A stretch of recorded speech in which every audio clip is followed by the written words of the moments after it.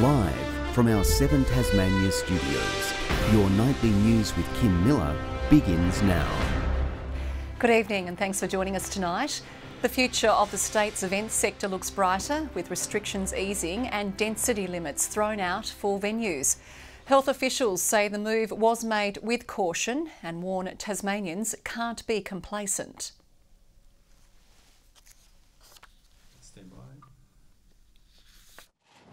Out of a 7-day isolation period and into familiar territory behind the lectern. Really ready, willing and able, back in action. Appearing in time to deliver sweeping changes to COVID density and capacity restrictions.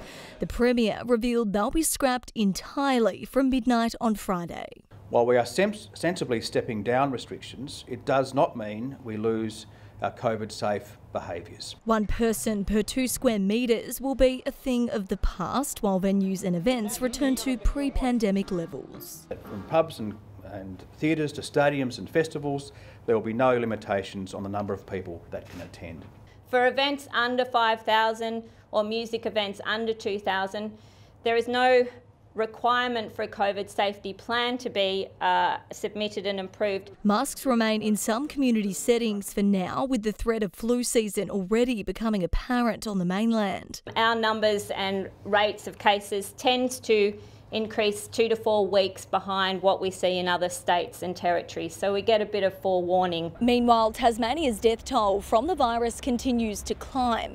The most recent government figures show the case fatality rate among those who were unvaccinated was 3 times higher than people who received 2 or more doses. Sadly, on average, we continue to see approximately 1 death per day. To have such a high number of deaths in that very small percentage really shows that you must get vaccinated to try and avoid the severe consequences of COVID. A man in his 80s is the latest life to be claimed by the virus. 1,179 new infections were reported overnight. It is not going away. We will continue to have COVID-19 as a notifiable condition. Grace Evans, 7 Tasmania News. Well, tonight we begin profiling the 3 Tasmanian seats which could decide who forms government in 3 days. We start in Bass, which has changed hands multiple times over the past 20 years, usually indicating where the swing is heading. Sitting on a razor-thin margin of 0.4%, both Labor and Liberal candidates say they aren't taking anything for granted. It's the dictionary definition of a swing seat. Since 1996, just 1 person, Labor's Michelle O'Byrne, has retained Bass at a federal election. In the last 3 polls, it's moved between Liberal and Labor, knocking a trio of first-term MPs out of a job before they'd even got their seat warm. The path to government runs through Bass. We need to win Bass. I'm under no illusion that we have a massive task ahead of us. This year's contest a repeat of 2019. Former Labor member Ross Hart returning to the fight for his old party. I don't feel that that a narrow loss last time is anything of any consequence. He says health remains the biggest issue in the seat.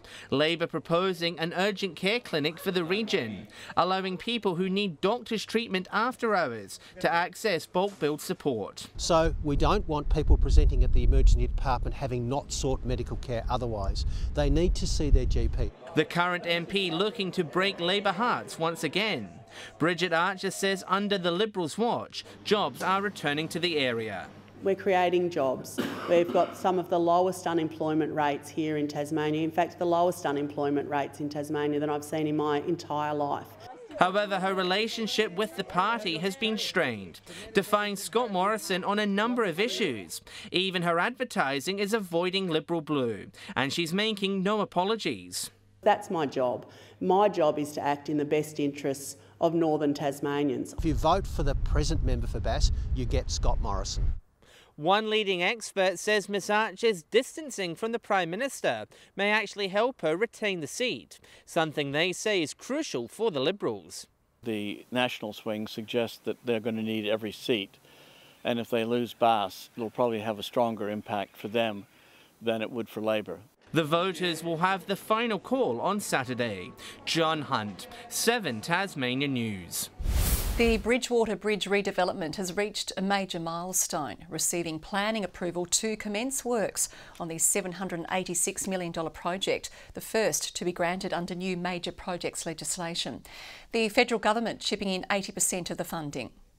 Because it's been the first big test of our legislation, and it really does appear to have delivered for Tasmanians without compromising any of the planning rules that would have been applied otherwise. There was extra funding needed to be able to make this project a reality.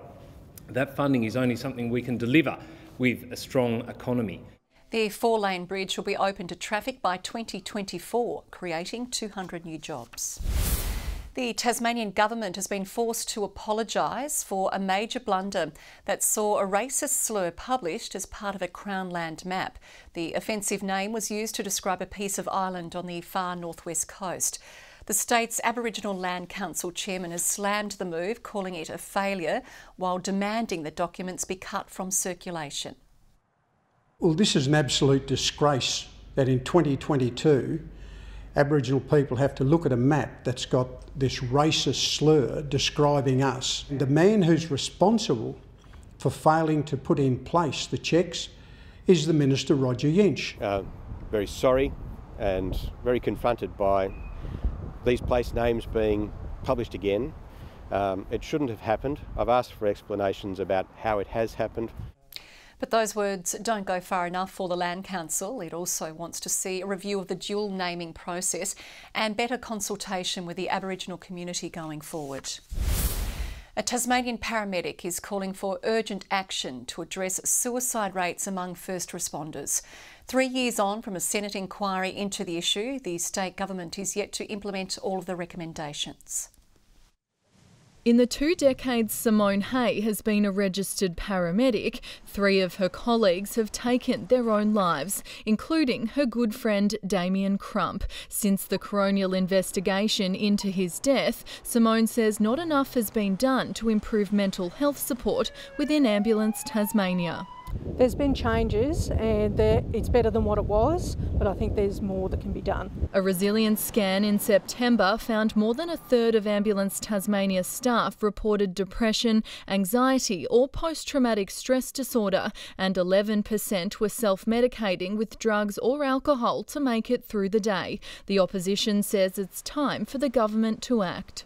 And that we do see additional funding in the upcoming state budget for better resourcing and for much more mental health and wellbeing support for our paramedics and our volunteer ambulance officers. The Premier says the government has recognised failures of the past, introducing nation-leading legislation in 2019, diagnosing PTSD as a work-related condition. Acknowledging the experience of others and, of course, ensuring that we are open to but also backed up by action. Recent research shows paramedics have among the highest rates of suicide of any profession, prompting Simone to lobby for a Senate inquiry into the issue. And it was bigger than expected, had over 160 submissions, they had 7 hearings throughout the whole country, and came out with 14 recommendations. Many of the recommendations highlight a need for mental health training and support for Ambulance Tasmania management and its volunteers, and early intervention should be made available to prevent further tragedies. Proving the only way first responders can help others is to be helped themselves. Ainsley Kosh, 7 Tasmania News. And if this story has raised any concerns, you can contact Lifeline on 13 11 14. The powers and influence of Tasmanian lobby groups on political parties will form part of an Integrity Commission investigation. It will also ensure checks and balances are in place and lead to future reform of the oversight system. So we want to make sure that whatever register we have and process we have in place is best suited to ensure a fair and transparent system. Tasmanians are invited to make submissions as part of the public consultation period until June 30. Tasmania's chilly off-season is becoming a thing of the past as winter events see bookings rise. The BICHENO Beams Laser Light Show is back this year, hoping to lure more tourists to our east coast.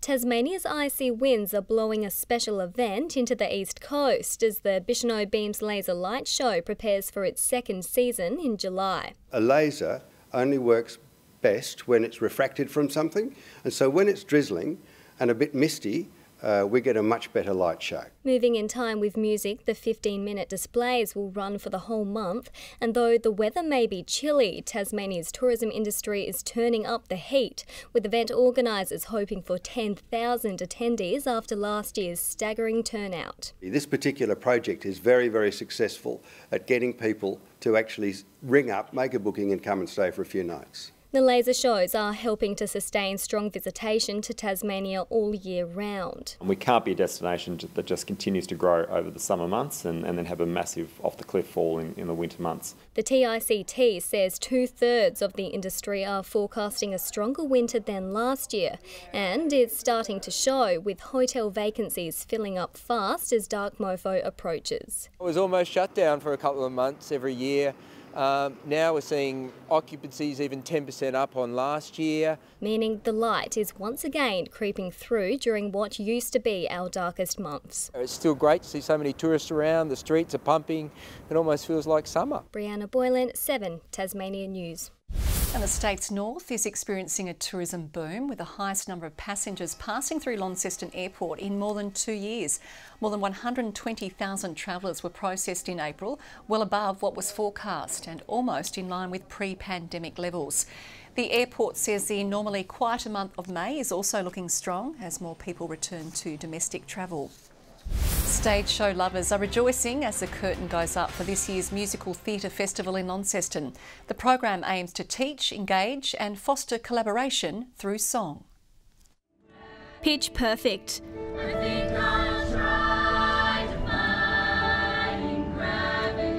The Launceston College Vocal Ensemble opened this year's Australian Musical Theatre Festival in the state's north today. It's the third year we've done the festival. It's a festival about celebrating music and stories through song. It brings everyone, some of the world's best from Broadway and the West End, here to Launceston and mixes with incredible local talent. 'Cause I'm better on stage. Hitting the high notes in Brisbane Street Mall, local talent Samantha Hammersley made her presence known, singing songs from Muriel's Wedding and Funny Girl. The two choices of songs were to show how versatile musical theatre can be and to highlight that there is musical theatre within Australia, composers and performers. International artists are also set to showcase their talents, from Philip Quast to Chloe Dallimore, with the 5-day event also focusing on mentorship. It's the best part of the festival is that young people and local people get to be mentored and to have classes and to work with people at such a high level, because that's great for everyone. We get to share ideas and stories and how we do this. Locals and visitors alike can expect big concerts at the Princess Theatre, along with Choir in the Pub and Made in Tasmania, which combines songs with food. There really is something for everyone. For music lovers across the state, it's not too late to purchase a ticket. The curtain will close on the festival this Sunday. MAKENNA, BAILY, 7 Tasmania News. National Walk Safely to School Day is taking place this Friday. Now in its 23rd year, the annual event raises awareness by encouraging primary school children to walk and commute safely to school. It sends a message that being active and healthy is good for our bodies, and also for them to be thinking about how they are doing it safely. And the messages are that they need to look and listen and think. It comes as Road Safety Week comes to an end, a timely reminder for motorists and pedestrians to be safe on our roads. Tasmania's NBL1 sides are busy preparing to host Ringwood this weekend. The Chargers men's side is looking to build on last weekend's successful road trip. Both go into the match sitting in a similar position on the table. They're new, but they're 3-2, 3 wins, 2 losses, so they're mid-table, so it's important for us to be able to take care of that. Meanwhile, the Launceston Tornadoes are hoping for a smoother weekend. A flight cancellation last week saw them scramble to make their matches. There's a lot of stuff that went on because of that, but then we still had the early game on Sunday. So absolutely, it you know, scientifically it had a huge impact. Ringwood plays in Kingborough on Friday night before heading to Launceston and Ulverston on Saturday night. Ariane Titmus has powered through to the women's 100 metres freestyle finals at the national titles in Adelaide. She finished third in her heat behind Shayna Jack, who's making her return to swimming after serving a 2-year ban for doping. Hobart Aquatics' Matilda Smith is also racing tonight in the 100 metres breaststroke final after finishing second in today's heat. Swimmers are hoping to qualify for next month's World Championships in Hungary and the Commonwealth Games. Good evening. Hobart a cool 13 today. 14 was the top in Burnie and Devonport. Launceston and St Helens our high with 15 degrees. Some temperatures up to 6 below average as the peaks found some snow. Wynyard, Lowhead, Friendly Beaches and the Bass Strait Islands all 14. Strawn 13, Grove and Bushy Park 11. Lyawenia, miserly 5. An active field of cold air brought showers to the west, central and south. 26 millimetres at Mount Reid, the highest today. Cradle Valley 16 millimetres. An upper level disturbance has the cloud pushing east from the Pilbara region of WA, the cellular cloud over our region in Victoria, indicative of the cold, unstable air following that front. The weakening front, by the way, will be positioned southeast of Tasmania tomorrow. The strong high, the main focus, as it ridges over a broad area of the nation. The cold southwesterly winds will continue again, unfortunately, upwards of 20 to 30 knots tomorrow, gradually on the wane in the afternoon, swells at 5 metres in southern waters. Gale warning issued for waters between Wineglass Bay and Low Rocky Point. Strong wind warning for remaining waters apart from the upper east coast and the far northwest. Forecast for tomorrow. Hobart a possible shower, 40% chance, 14 degrees. 14 for Cygnet, a possible shower for New Norfolk, 13 the high. Launceston 16 and partly cloudy, Devonport 16 as well, 13 the high for Campbelltown, 4 overnight. 8 to 14 the range for Burnie and partly cloudy, showers easing from Strawn, 14 the maximum, 15 for Smithton. St Helens partly cloudy, 15 the high, 14 for Swansea and Fingal a top of 13 degrees. A light shower over the west and far south on Friday, otherwise fine after a chilly night. Fine and partly cloudy weather on the way for Saturday, and on Sunday similar conditions for most centres. 14 degrees a popular temperature, a tad warmer on the islands. A shower or two in Perth tomorrow, sunny and 18 for Adelaide, cool and cloudy in Melbourne, a sunny day in Sydney, 19 there, a shower and 24 in Brisbane. Partly cloudy in Hobart, it's 10 right now, 9 in Launceston and 11 in Devonport as we acknowledge the work of the SES volunteers. Kim, when the weather is at its worst, they're out there amongst it. They've got big job, big hearts and big ribbons. It is, isn't it? Thanks, Murph. Well said.